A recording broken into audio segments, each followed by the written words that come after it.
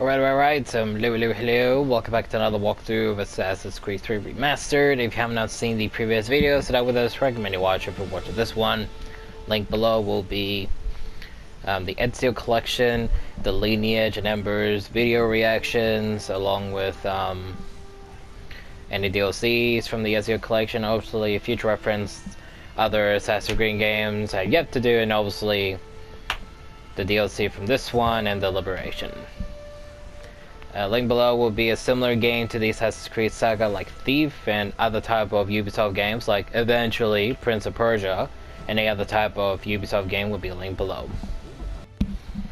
And let's continue. So picking up where we left off after a 2-hour video, nearly 2 hours of like going around the frontier, getting all the small areas around, and not to mention doing a lot of hunting, which in the end was kind of worth it, because considering, you know, like the amount of traveling we did here, and also figuring out like where does the barrier start from here. So obviously it means like, you know, like somewhere in here this would definitely be used in a future sequence, or like how, you know, it was in Florence, how one half of the city would not be accessible until you reach to like the last two sequences of the Ezio journey in Assassin's Creed 2. Maybe in this one could be something similar, who really knows.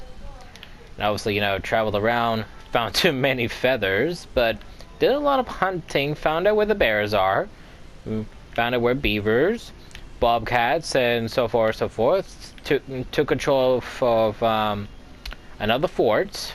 Did not expect to find a fort here of all places, but there was one here nonetheless. Got a few peg trinkets and some more of those treasure chests, and yeah, that's it. Obviously, there's some small chunks from here and around here as well that I will admit that we still haven't, but I am not continuing anymore. We just did like nearly 2 hours of like going all around here, and I am sick of it. So let's just head to Boston.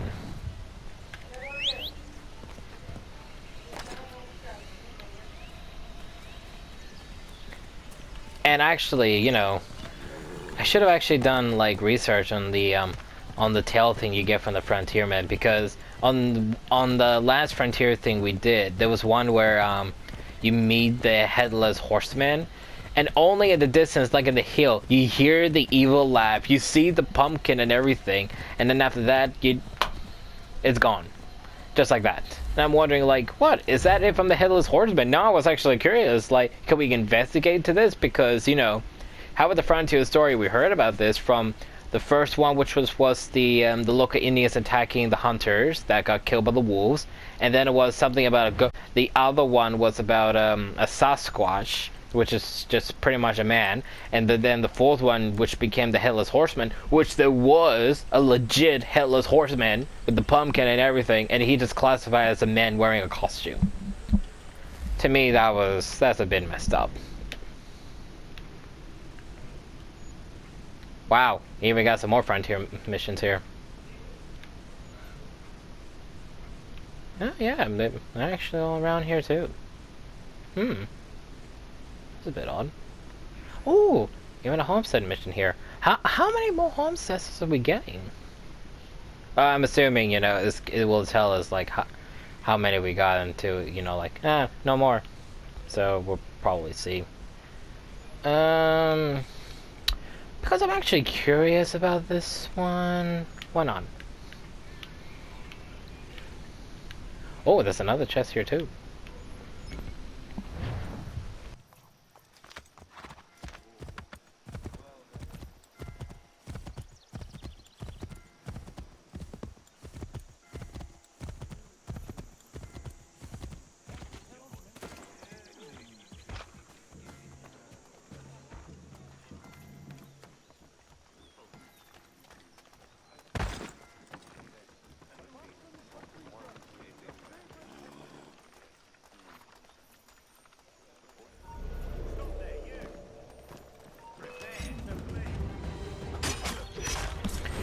Yeah, I had a feeling that was gonna happen.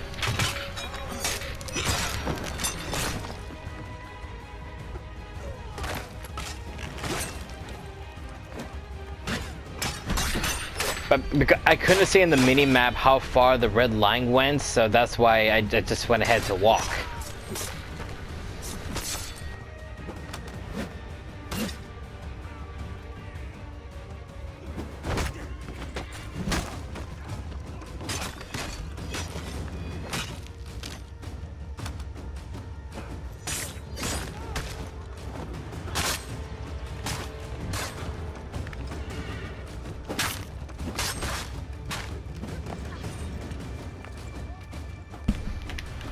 I couldn't even see them. Oh. What the hell was that? Oh, that's why. I'm not even fighting anymore. It's not targeting. Okay, now it is.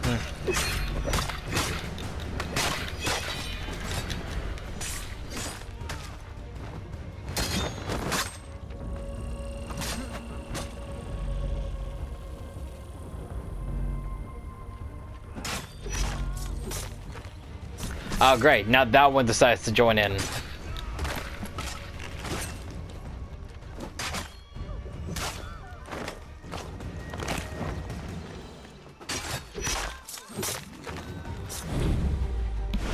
Oh, no.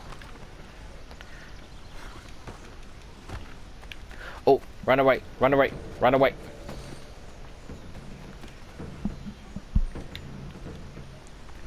Whew, that was close.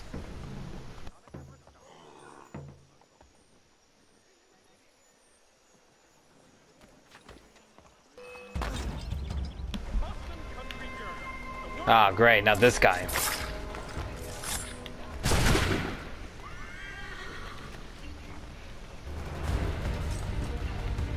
Okay, you wanna fight? Come on then, let's do this.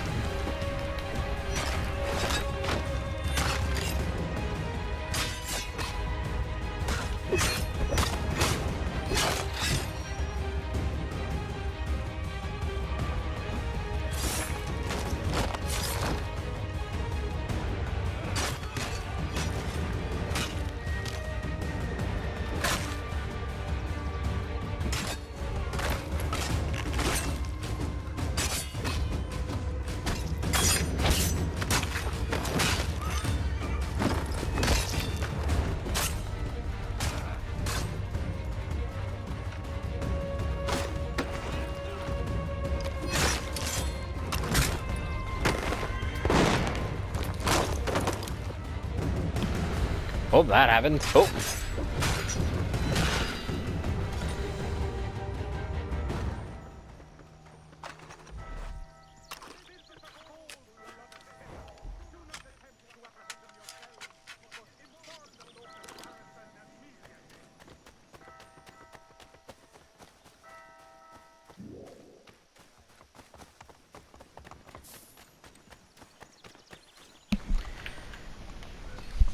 Yeah, for as long as we got a level 1 and not level 3, we're good. Because then, you know, if you, as long as you're stuck in level 3, oh, they'll never stop annoying you. And you just get waves after waves after waves, and ugh, it's get tiring.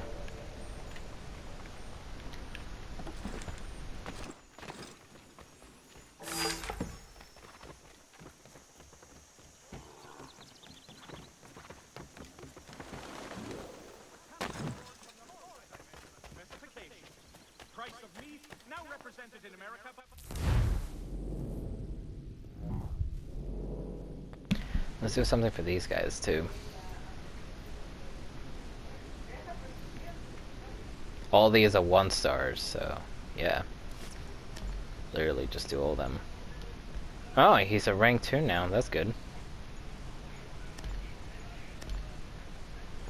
Let's get these guys to level 2 too, so you're getting a day off. Let these two, let those two do it on their own. You get a rest.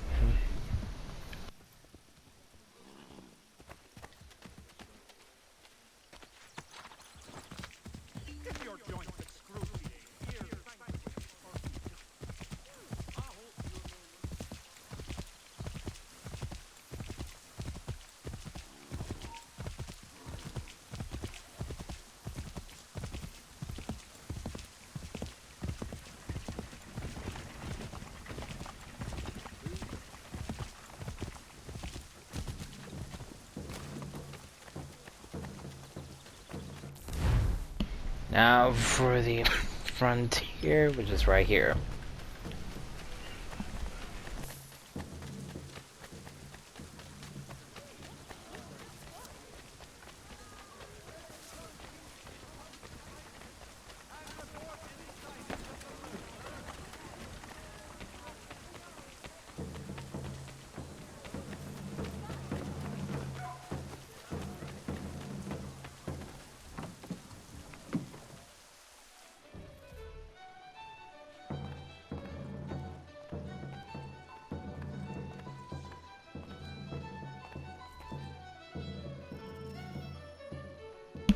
Monster of the sea.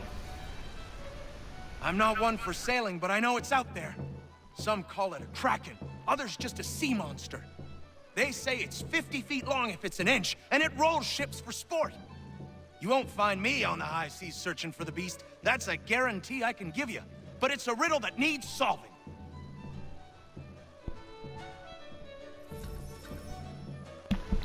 Yeah, if that wasn't an indication enough about the Kraken, then yeah, I don't even know what you expect when you hear the monster of the sea. It sure as hell ain't the Flying Dutchman. And where exactly are you supposed to listen for clues?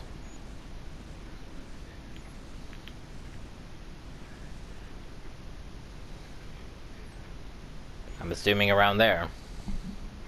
And that's actually where we sort of need to go anyway, so kind of want to do this small part area too, so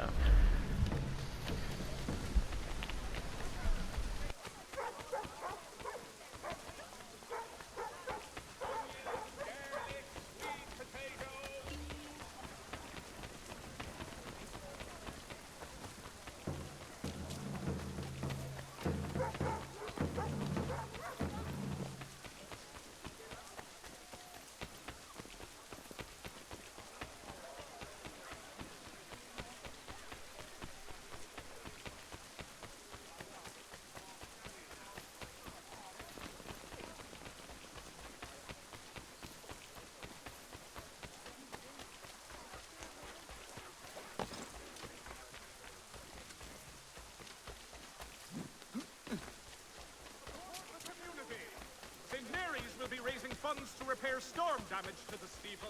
God bless us all.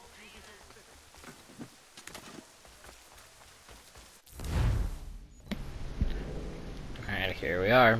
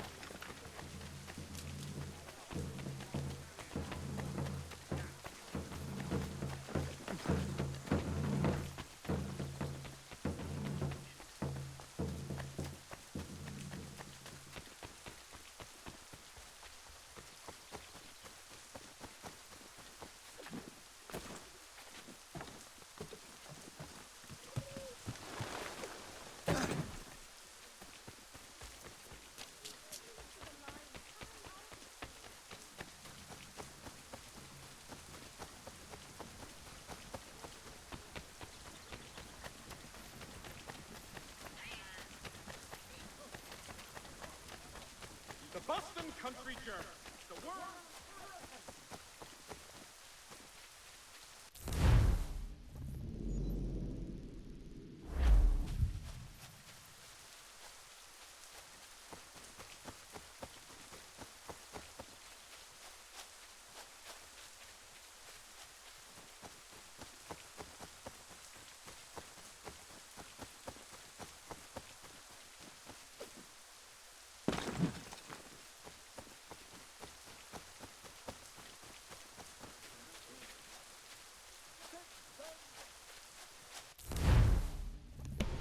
Now that takes care of that.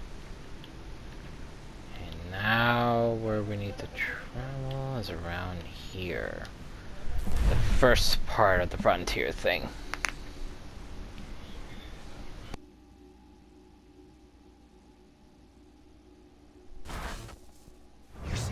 You seen the serpent? You bet your arse I seen the serpent. What the hell was that? Where was he? Just out past the breakwater. Came up to the surface to have a look, then plunged right back down again. The parts I saw was 30 feet. Who knows how much remained underwater?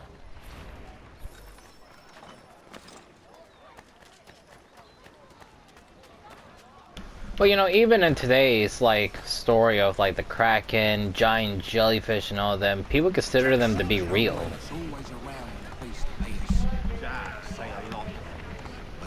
Even when you watch the River Monster by Jeremy Wade, when you watch his shows when he hunts down river monsters, some of them it's proven that, you know, like, some river monsters are real, and one of them is proven that the Kraken is a real story. But then I'm thinking, you know, it just comes down to whether or not you really believe it or not. That old fellow people said called the Kraken bought the farm not long ago. Nobody's seen the beast since. So it was true then. Didn't say that. Maybe you could ask his widow. She won't leave his grave.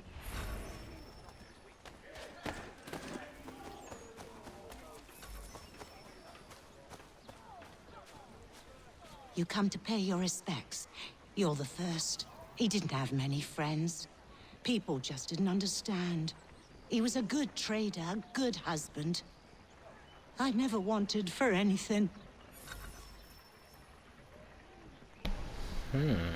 So this one involves actually more investigations of whether or not his story was real or not. Oh, I never actually know this too.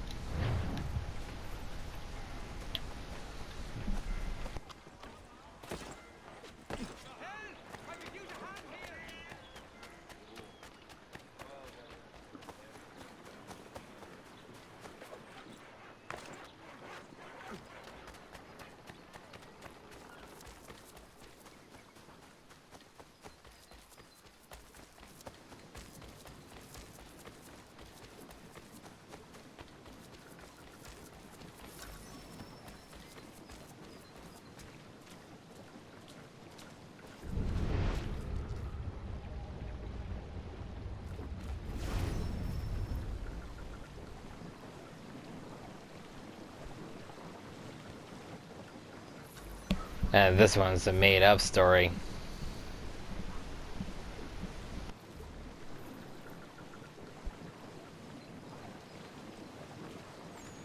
But obviously, you know, like I said, depending whether or not you do believe that the Kraken is very real or not is very much up to you. People across Boston spoke of seeing the monster. Reports vary in the details, but most agree that it was a long and black and only appeared in the presence of an old man. Turns out the creature was the old man himself, diving to the water with a contraption that allowed him to breathe while submerged. The machine itself was as startling as any monster, but it poses no danger to ships. Yeah, because if the Kraken was dangerous, then, you know, it would either attack the ships or just leave it behind. Because then, you know, when you do history on, like, the Krakens and giant jellyfishes and all them, you know, some say, like, you know, like how it attacks ships, how it doesn't, you know. Like I said, it just pretty much depends on whether or not you choose to believe it or not. Why is this even here, too, anyway?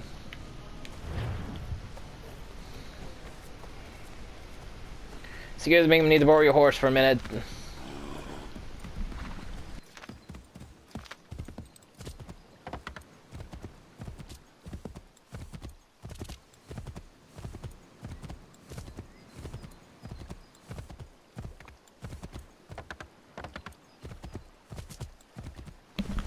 You know what actually reminds me too? It actually reminds me of the from one of the tales from in the Tsushima game, where you investigate the disappearance of a father that recently went into the water and supposedly died, and supposedly they thought like it was like river monsters as kids, and then when there was you see the body of the old man, and there's obviously footprints, so you go to the body, you find the old man dead and everything, yeah, sure, but then somewhere along the way you also find no, actually, it was body that, like, after you investigate his dead body first, when you follow the footprints in the pool of blood, there's like a little splash that happens in the little pondy water, and you're like, and I was like, what the hell was that? And I know for a fact something was there, but then obviously when you investigate further more, it obviously turns out it was just a bunch of bandits impersonating themselves as, you know, the so-called river monster and so forth. But so, I still know for a fact there was something there. Obviously, you know, we still have no idea what it still was, but I know for a fact there was something there.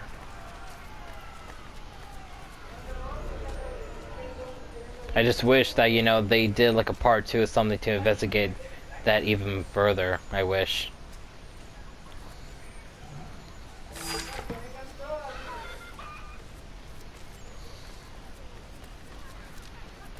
It's obviously a real shame, but I want to do the homestead, and then we'll continue on.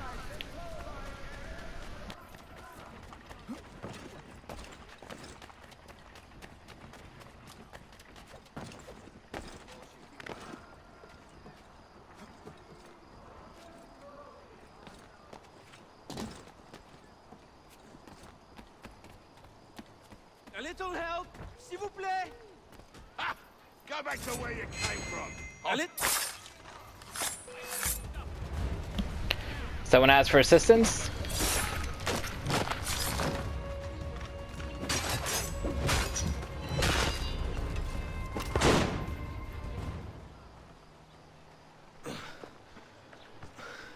Thank you, my friend.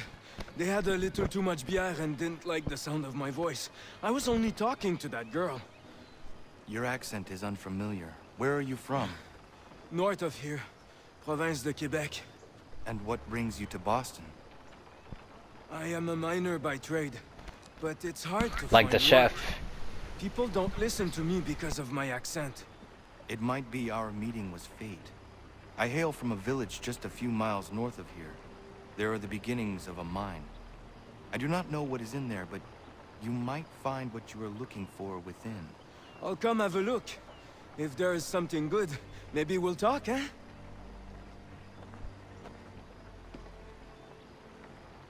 And just like that, you know, you speak of something that, you know, the person you save once, and boom, they'll just go straight away.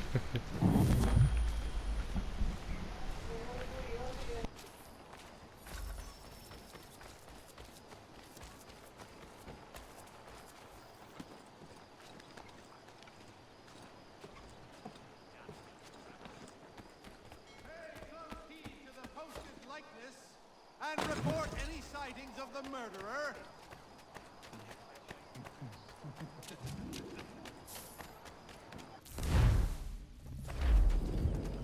I was about to use a map to get to my next location, and it was already there, but there's something marked. Why is this always marked? Nearly every time, you know, I either use the map or not, and sometime later on, there's always something marked there.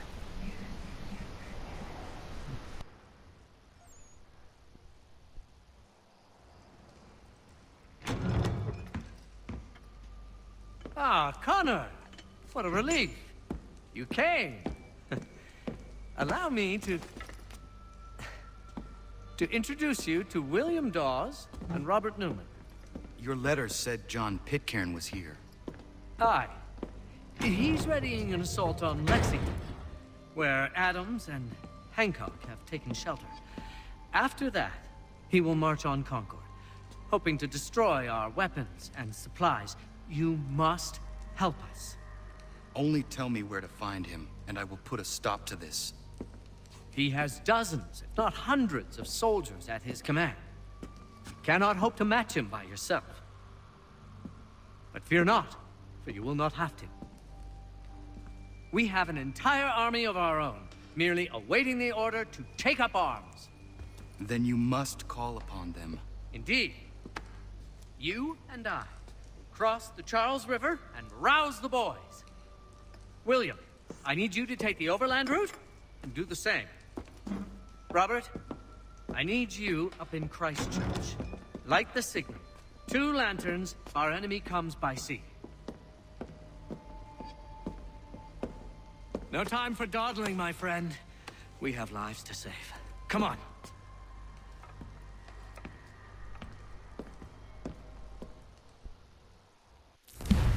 He's impatient with them, and it's understandable.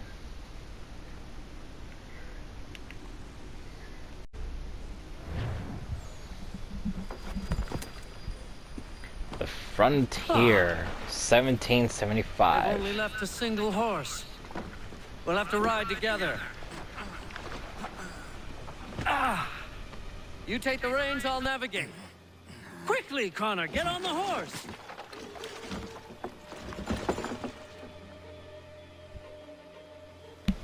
It's like, I need to take the boat in, otherwise it's gonna drift away. I'll guide you towards those we need to alert. Follow my directions, and we'll be done in no time. Where are we? Ah, just around here. Paul Revere's Rides. On the night before the battles of Lexington and Concord, Paul Revere and William Dawes left Boston to warn the countryside that the British regulars were on the march. In particular, they wanted to warn John Hancock and Samuel Adams that the regulars intended to arrest them.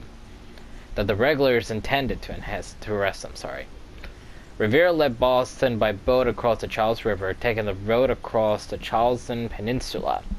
Dawes took the longer land road across Boston Neck. Revere arrived at Lexington first, but Dawes wasn't far behind. Once they delivered their warning to Hancock and Adams in Lexington, Dawes and Revere had decided to continue to Concord to warn people there of a coming raid. They joined out with Samuel Prescott, who was visiting his fiancée in Lexington. Prescott lived in Concord and so knew the area well. Road trip. The 3 men were halfway to Concord when they were stopped by a British patrol. Revere was captured, but Dawes and Prescott broke away. Dawes lost his horse and hid in the barn for several hours before sneaking back into Lexington. But Prescott reached Concord to sound the alarm. Good thing they had him tag along. Years later, Henry Wadsworth Longfellow would write a poem about the event, which rolled all the writers into one, Paul Revere, which is why everyone knows his name and why Revere is so revered. Yeah, by the name. Obviously, there's a few more people.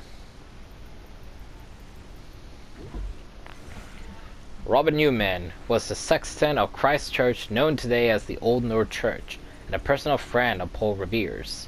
It was Newman's who hung the lantern from church steeple to warn riders in Charlestown that the British were marching on Lexington and Concord, 2 lanterns indicating that the British were traveling by sea.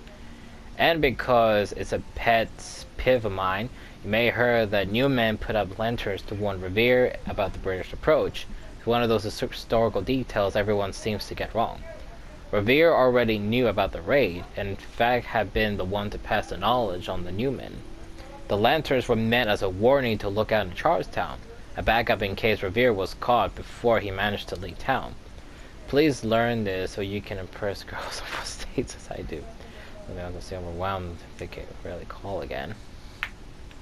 Yeah, why else would a girl be into a nerd like him? Newman had some difficulty with his clandestine plan, though.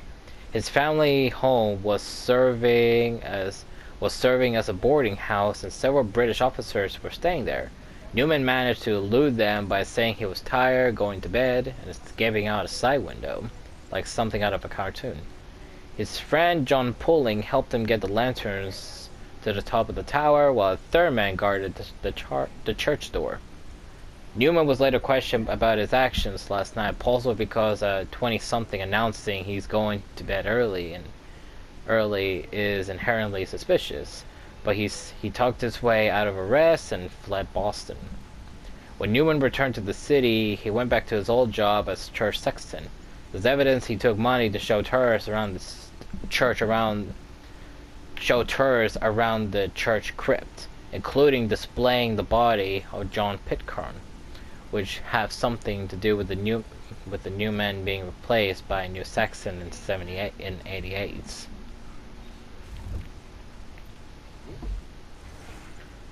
William Dawes Jr. was a Boston revolutionary and one of the riders sent out to warn Lexington and Concord that the British regulars were on their way the night of April 1875. The other rider was, of course, Paul Revere. While Revere took the route across the water to Charlestown, Dawes took the longer road across Boston Neck. He arrived at Lexington shortly after Revere did. Dawes was a tanner by trade. These days he would make a fortune in New Jersey, the amount of tanning that goes on there. And while he wasn't as politically active as Revere, he did wear a homespun suit to his wedding. Now I know that doesn't sound intensely radical, but at the time it was quite a statement. At the time the rebels were trying to enforce boycotts of British products, like clothes, and encouraging people to buy American. By advertising his suit was locally made, Dawes was putting himself firmly on the Patriots' side of the equation. He might as well worn a bowler hat and a mask with the king's face on, so that would have been weird at a wedding. Well, of course. Who does that at a wedding? Yes!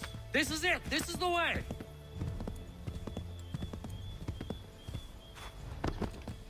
I believe we are on course.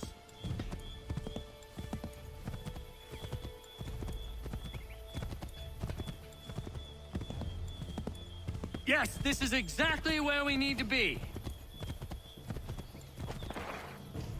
Redcoats. What are they doing here? They're always around. They're literally around the frontier, everywhere. Be careful, Connor. We mustn't let them warn the others.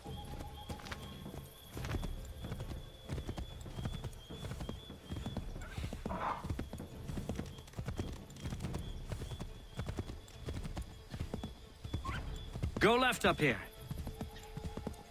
Keep going!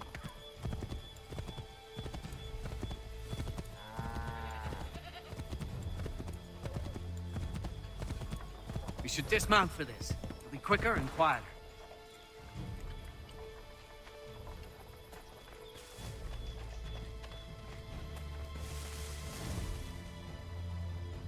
Find the first militia house. Okay.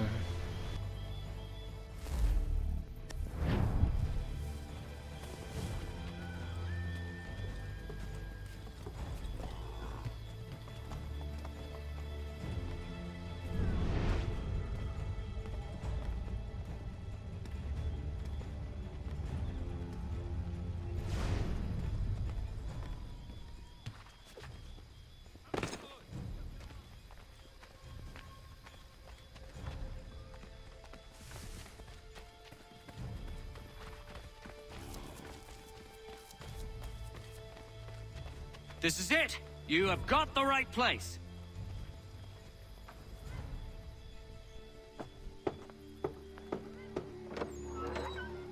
Let everyone know that the regulars marched for Lexington and Concord. The British are coming! Back in the saddle, my friend! We have more people to warn. Oh, I know. Excellent! We are right on course!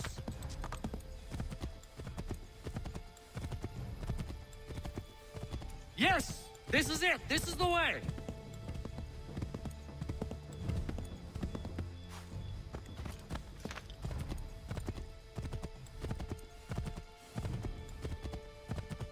This way, Connor!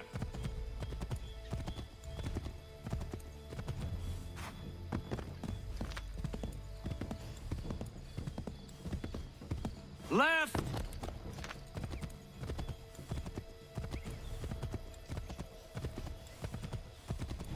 Careful, Connor. There might be other scouts around. Left!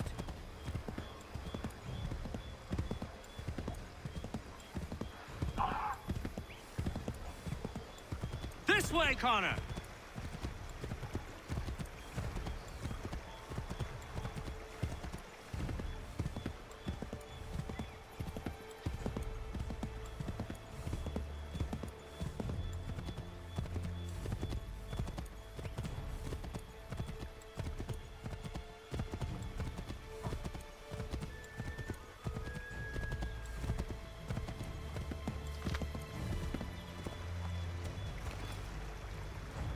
I was about to say, like, why is there fire here? But those are campfires.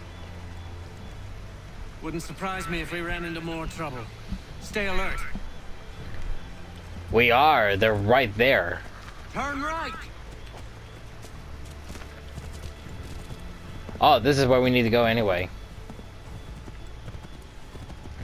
Might be safer if we approach the houses on foot.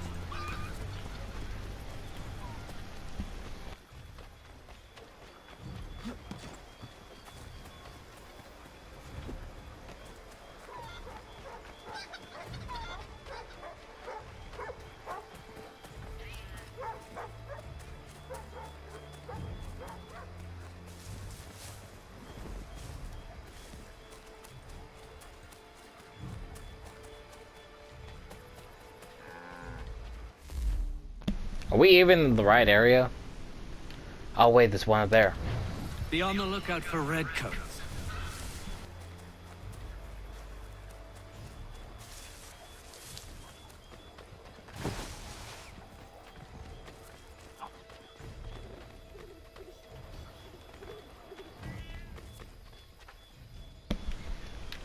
Nope, this is not the right place.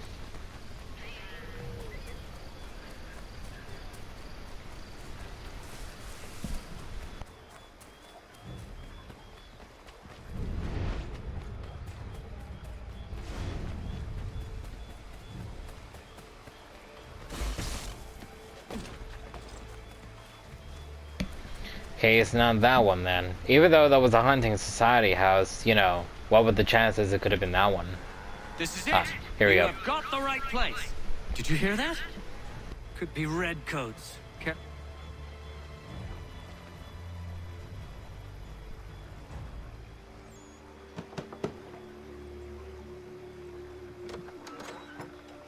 Spread the word. The regulars are coming out. At once!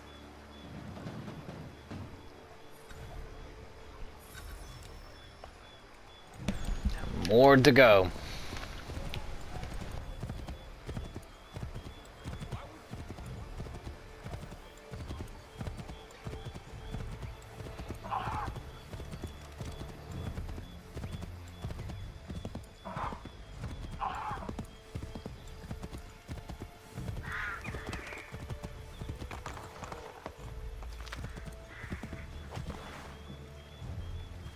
Turn right. Hang on, we need to wait for them to go away first.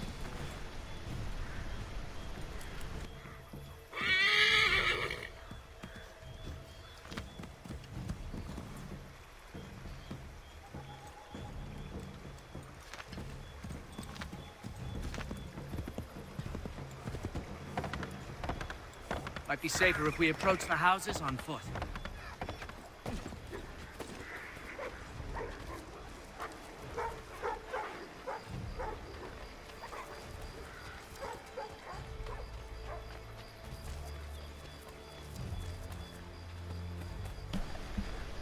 From what I've seen, it's usually the houses that have a lantern on them like that.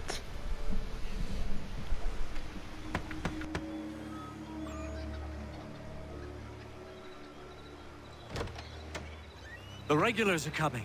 Here! We're here! Get them! Uh-oh. Faster! We need to get away from them!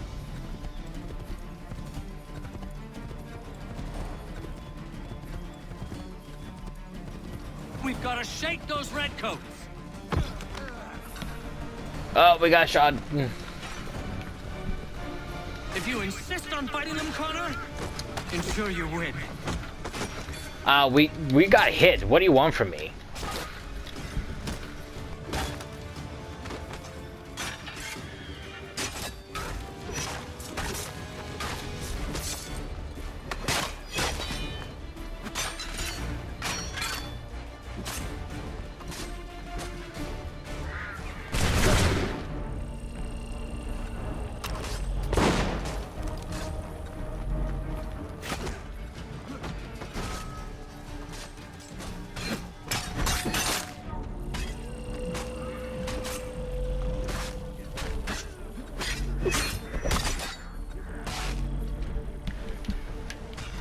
Yeah, something tells me we were not meant to get hit there, but we got hit nonetheless.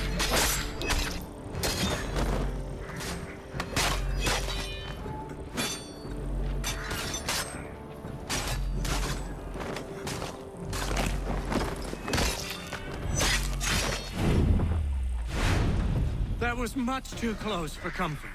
Let us take care to avoid any further surprises. Connor?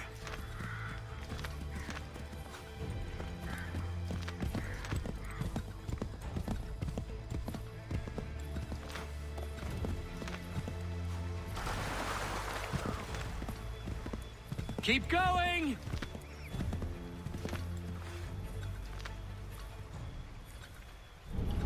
Oh my god, this fucking tree! Ugh!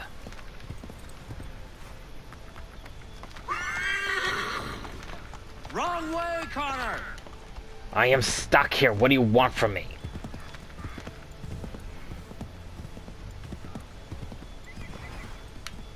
Oh my god, the horses here is so bad. Oh my god. Go left up here. Might be safer if we approach the houses on foot. The horses in this game is so bad. Oh my god. This is it!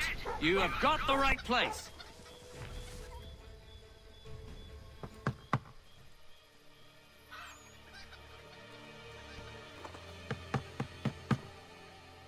Where the devil is he? Are you sure we are in the right place? Oh, sure, I'm sure. Prescott? Evening, gents. Listen, the regulars are out. You need to rally your men. And, put on some trousers. At once.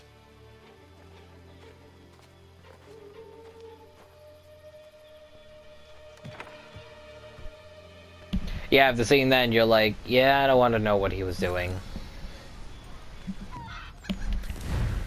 And Samuel Prescott. When Paul Revere and William Dawes left Lexington on their way to Concord, they were joined by Samuel Prescott, a young doctor from Concord.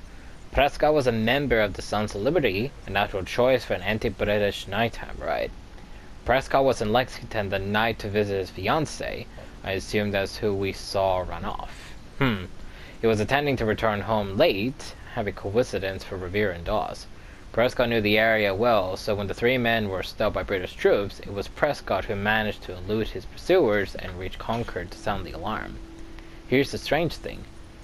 After the night, Prescott sort of disappears. I have a record that he may have died as a British prisoner in Halifax in 1777. That's like 2 years away or something. But it's far from clear-cut. I suppose he could have left Boston with the British on evacuation day, but how he was captured and when? No idea. Those are 4 words I never thought I'd say. Good.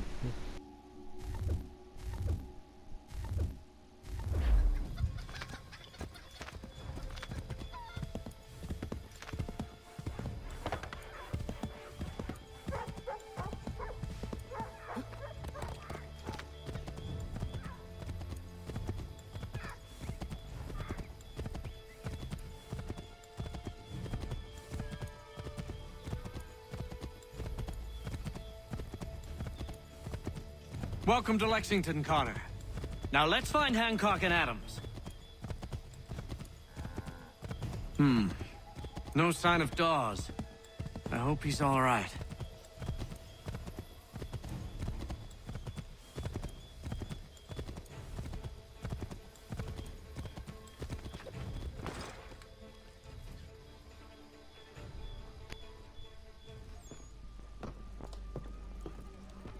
Paul, Connor. Good to see you. You need to leave. The Redcoats are coming. Aye, so Williams told us. Let them conduct their little search. They'll find nothing. You don't understand. Pitcairn intends to kill you. I'm afraid it's true. I suppose we have no choice then but to go. What of you three?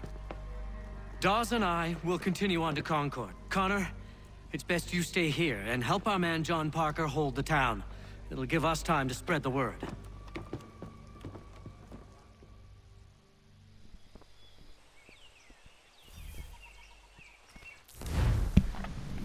I saw the new name, the Midnight Ride.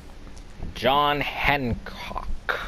John Hancock was a Whig leader in Boston prior to the Revolutionary War and went on to be the president of the Second Continental Congress, which was responsible for creating the Declaration of Independence. All very impressive, but most impressive of all was that his name will live on to be slang for signature. Now that's a legacy. One day I imagine Sean will be used by children to describe a word where we sneer, I can but dream. Yeah, sure. Hancock was born in Massachusetts, the son of a reverend, but his father died when he was young, and John was sent to live with his uncle in Beacon Hill. Thomas Hancock ran a prosperous shipping business, which John inherited when his uncle died in '64. Hancock was a noted businessman and probably made at least some of this money smuggling, which he was tried for in 1768. Though he was never convicted.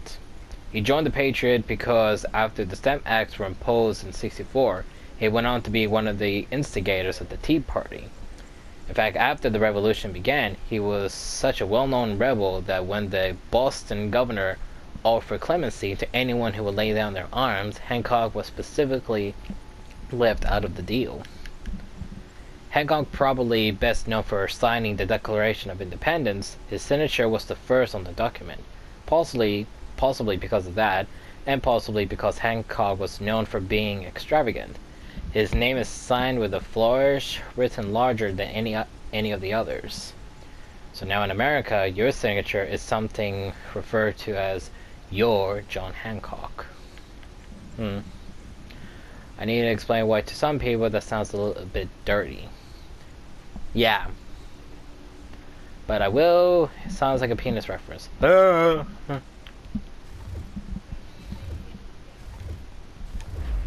wait.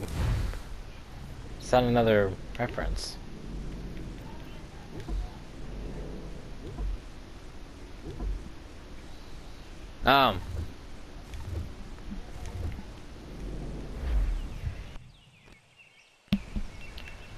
Oh, there we go.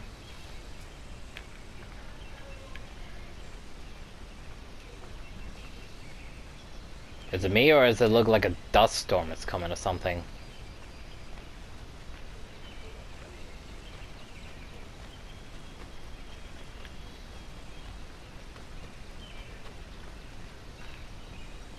I don't remember all this being here.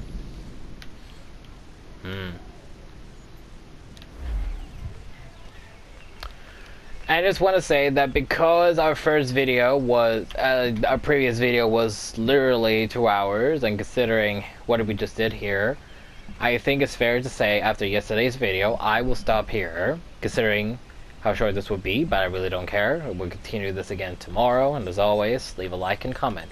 And maybe it's a good idea, because I'm assuming what's going to happen after this is that we are going to war.